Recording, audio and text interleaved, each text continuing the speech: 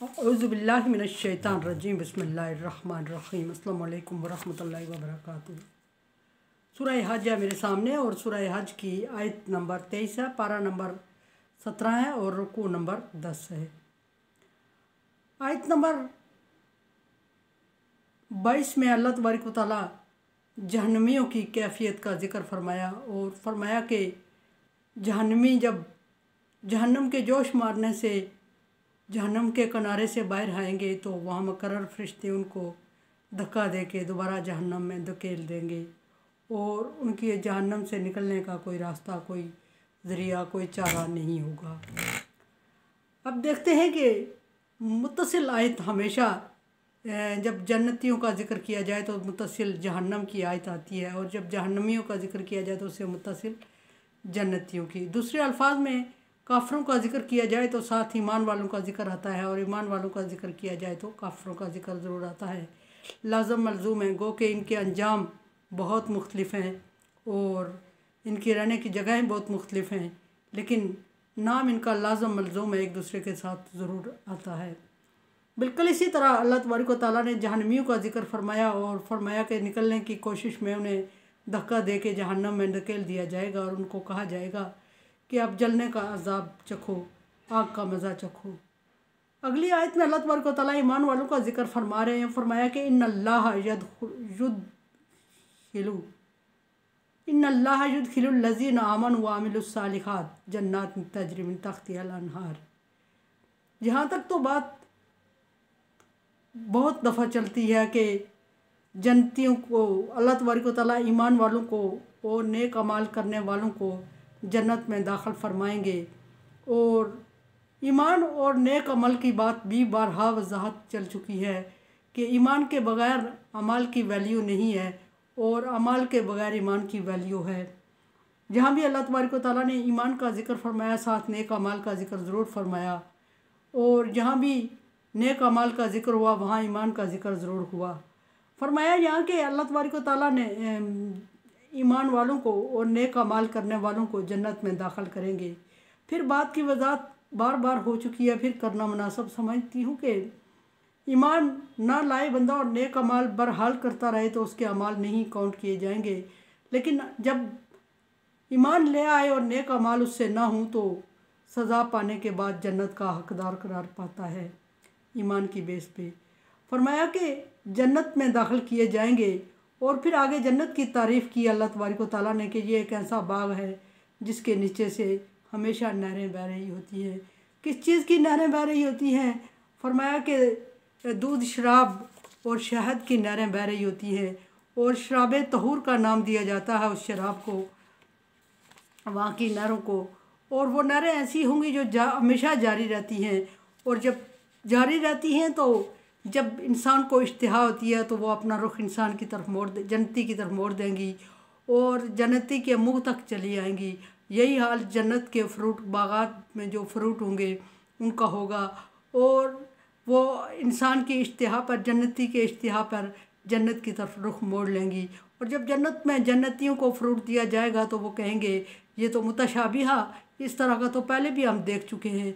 अल्लाह तबारक व तआला फरमाएगा कि ऐसा ये नहीं देखा, ये सिर्फ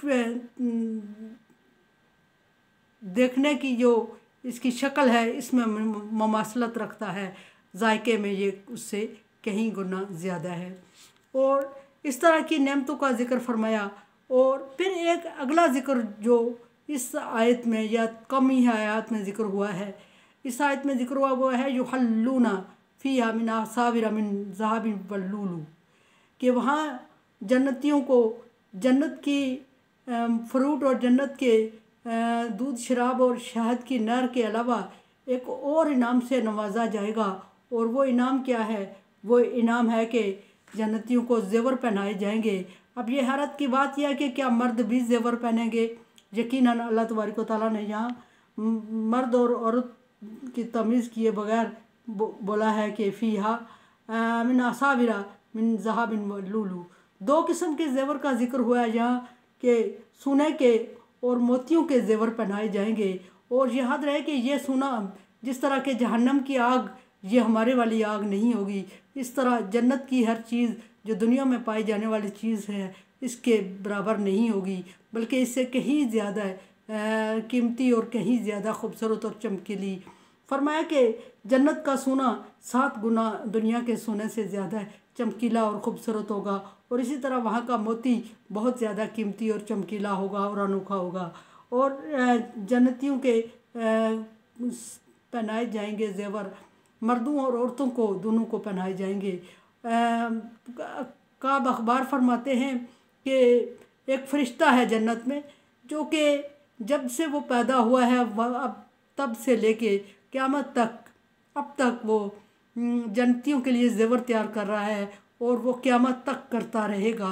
और वो ज़ेवर ऐसे हैं कि अगर एक कंगन दुनिया में नमूदार हो जाए तो जिस तरह के सूरज के सामने चाँद मांद पड़ जाता है, इस तरह उसके सामने सूरज मांद पड़ जाए। इतना खूबसूरत और इतना ज़्यादा दिलचस्प होगा। और फिर वेट भी है, लो वेट होगा, बहुत हल्के वज़न का होगा। और इसी तरह फिर जहाँ फिर अल्लाह तबारक व तआला ने जन्नतियों के लिबास का ज़िक्र फरमाया, जिस तरह जहन्नमियों के लिबास का ज़िक्र फरमाते हुए अल्लाह तबारक व तआला ने फरमाया कि वहाँ उनके लिए तांबे के टुकड़ों का लिबास होगा जो आग में गर्म किया जाएगा। उसके बरक्स मोमिनों के लिबास का ज़िक्र फरमाया कि लिबासुहुम फ़ीहा हरीर, वहाँ उनके लिए रेशम का लिबास होगा। रेशम से मुराद एक तो नरम मुलायम चीज़, और दूसरा खूबसूरत, और तीसरा लाइट वेट होगा और बहुत खूबसूरत होगा। और हुरों का लिबास तो रेशमी होगा ही होगा, लेकिन जो जन्नत की परमानेंट रहायशी है उनका लिबास तो हल्का होगा ही होगा, खूबसूरत होगा ही होगा। मर्दों के लिए भी लिबास खूबसूरत और दिलचस्प और रेशम का और है लाइट वेट होगा। बिल्कुल इसी तरह खूबसूरती में भी वो चमकीला होगा जिस तरह के दिलचस्प होगा। दुनिया में नबी सल्लल्लाहु अलैहि वसल्लम ने मर्दों को लिबास का रेशम का लिबास पहनने से मना फरमाया कि आखिरत में रेशमी लिबास से महरूम हो जाओगे, और जिसको आखिरत में रेशमी लिबास से महरूम कर दिया जाएगा वो गोया जन्नत से महरूम हो जाएगा। दूसरे अल्फाज में ये कि जन्नत में जाने के लिए वो लिबास ज़रूरी है। जिसको जन्नत का परवाना दिया जाएगा उसको पहले लिबास चेंज करने का हुक्म दिया जाएगा। सूरह दहर में इस लिबास का ज़िक्र फरमाते हुए फरमाया गया है कि सब्ज़ रेशम का होगा, और ज़महरीर बाज़ दफ़ा फरमाया गया इसको। और इंतहाई खूबसूरती और खुशहाली की तरफ और आसूदगी की तरफ और ख़ूबसूरत हर चीज़ की खूबसूरती की तरफ इशारा किया गया, और पुरआसाइश ज़िंदगी मनचाही ज़िंदगी की तरफ इशारा हो रहा है कि ऐसी ज़िंदगी होगी जिसमें हर तरह से इंसान को अल्लाह तबारक व तआला की तरफ से आसूदगी ही आसूदगी होगी। खुदू इला तय्यिब मिनल कौल, और उन्हें अच्छी और सच्ची बात की तरफ रहनुमाई की जाएगी।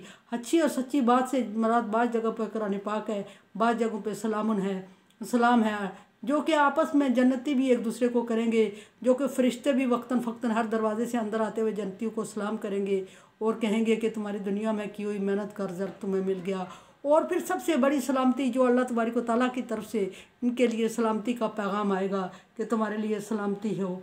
और वहाँ ला यस्मऊन फ़ीहा लग़वन वला तासीम, फरमाया कि वहाँ बेहुदा बात और गुनाह की बात नहीं चलेगी, इल्ला कीला सलामन सलामा, कि सलामती ही सलामती होगी हर तरफ से, और सलामती का ज़िक्र होगा। और फरमाया कि हुदू इला सिरातल हमीद, और काबिल तारीफ़ रास्ते की तरफ, काबिल तारीफ़ मंज़िल की तरफ उनकी रहनुमाई की जाएगी। मेरे चैनल को देखें, समझिए और सब्सक्राइब करें, और सदका जारिया में मेरा साथ दें। ताअवुनु अला बिर्रि व तक़वा, अल्लाह तबारक व तआला का हुक्म है कि नेकी और अच्छाई के कामों में एक दूसरे से तावन करो।